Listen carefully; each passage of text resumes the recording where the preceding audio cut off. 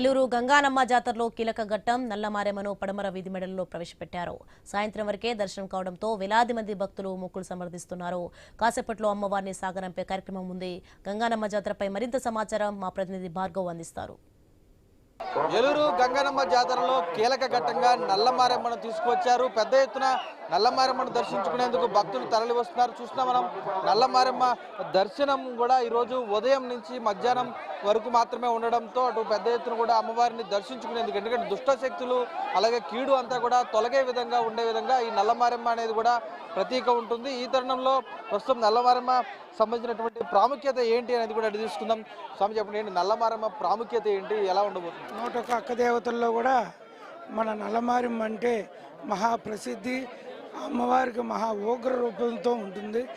ఎలాగైతేనే ఉగ్ర రూపంతో అమ్మవారు ఉంటుందో అందరి దగ్గర కూడా ఊరు రోగాలు కానీ, కలరా, మసూచి, అంటువ్యాధులు కానీ, దీర్ఘకాలిక వ్యాధులు కానీ రాకోకుండా ఉంటాయి. ఆ విధంగానే ఈ సెలవు చేయడానికి అమ్మవారికి చోటు రొట్లు, వెనపూస, కారం ముద్ద, చుట్ట అగ్గిపెట్టి అమ్మవారి నైవేద్యం పెట్టి అమ్మవారు మళ్ళీ తిరుగుముఖంలో సాగనంపేటప్పుడు నేత్రాలకి కళ్ళకు గంతలు కట్టి అమ్మవారిని సాగనంపడం జరుగుతుంది. ఈ పాడందు, పండందు, బిడ్డందు, గొడ్డందు కూడా ఈ నల్లమారెమ్మే మనల్ని కాపాడుతూ ఉంటుంది. కాబట్టి ఈ నల్లమారెమ్మకి ప్రసిద్ధి ఎక్కువగా ప్రాముఖ్యతనిస్తామండి. ఈరోజు అమ్మవారికి కొన్ని కానుకలు కూడా ఇస్తున్నారు, వాటి ప్రత్యేకత ఏంటి? అమ్మవారికి చోటట్లు ఇవ్వటం వల్ల అమ్మవారి మన ఒంట్లో ఉన్న చల్లదనాన్ని ఇస్తుంది. అమ్మవారిని చల్లదనం ఇవ్వటం, అలాగే అమ్మవారిలో ఇప్పుడు చుట్ట అగ్గిపెట్టి అనేది అది కూడా ఒక మన ఒంట్లో ఉన్న ఆరోగ్యపరంగా మనల్ని ఇచ్చేయటానికి అమ్మవారి ఆవాహన ఆహారంగా తీసుకొని మన ఊరు వాడ పిల్లల్ని కూడా కాపాడుతూ ఉంటారు. జాతర కమిటీ అధ్యక్షులు కూడా ఉన్నారు, చోడే బాలు. సో చెప్పండి, ఏంటి జాతర ఎలా జరుగుతుంది, ఉత్సవాలు ఎలా?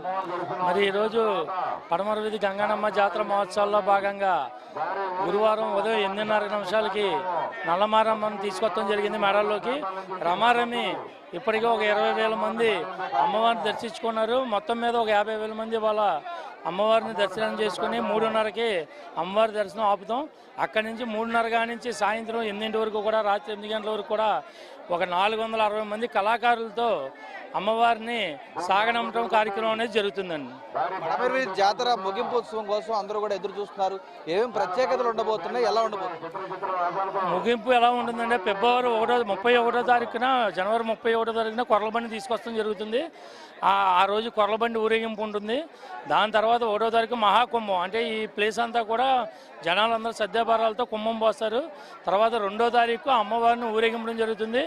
దగ్గర 2,500 మంది కళాకారులతో ఏలూరు నగరం అంతా కూడా అమ్మవారిని ఊరేగిస్తా ఘనంగా సాగనంపడం అనేది జరుగుతుంది. ఊరేగింపులో ప్రత్యేకించి కొర్లబండి గురించి కూడా చెప్తారు, ఏంటి కొర్లబండి ప్రత్యేకత? కొర్లబండి అనేది ఒకే యాప చెట్టు నుంచి తీసుకొస్తామండి.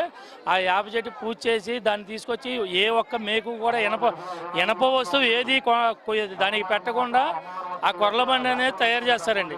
దాంట్లో పంబల వాళ్ళని కూర్చోబెట్టి వాళ్ళకి గంగానమ్మ వేషధారంతో గంగానమ్మను కొలువు తీరేటట్టు పెట్టి అక్కడి నుంచి సాగనంపడం జరుగుతుంది. అది చూసినా కదా, ఈరోజు గంగానమ్మను దర్శించుకునేందుకు, నల్లమారెమ్మను దర్శించుకునేందుకు కూడా వేలాది మంది భక్తులు తరలి వస్తున్నారు. ఉదయం నుంచి సాయంత్రం వరకు కూడా తరలి వస్తున్నటువంటి భక్తుల దర్శనార్థంగా కూడా ఇక్కడ అమ్మవారిని మేడల్లో ఉంచారు. సాయంత్రం తిరిగి సాగనంపుతారు. ఆ తర్వాత తిరిగి రేపటి నుంచి గంగానమ్మ దర్శనం ప్రారంభమై జనవరి 31, ఫిబ్రవరి 1, 2 తేదీల్లో కూడా ఈ జాతర ముగింపు ఉత్సవం అనేది కూడా భారీగా ఉంటుంది. 2,500 మంది కళాకారులతో చివరి రోజు భారీగా ఉత్సవం ఉండడంతో పాటు కొర్లబండి ఒక్క మేకు కూడా, ఇనుప శిల కూడా లేకుండా పూర్తిగా చెక్కతో తయారు చేసినటువంటి కొర్లబండిలో కూడా అమ్మవారిని సాగనంపేటువంటి ప్రక్రియ ఫిబ్రవరి 2వ తేదీ ఉంటుంది. దేశ నలుమూల నుంచి కూడా భక్తులు తరలి వచ్చేందుకు అన్ని ఏర్పాట్లు కూడా చేసినట్లు ఆలయ కమిటీ నిర్వాహకులు కూడా స్పష్టం చేస్తున్న పరిస్థితి అయితే ఉంది. కెమెరా పర్సన్ చంటితో భార్గవ్.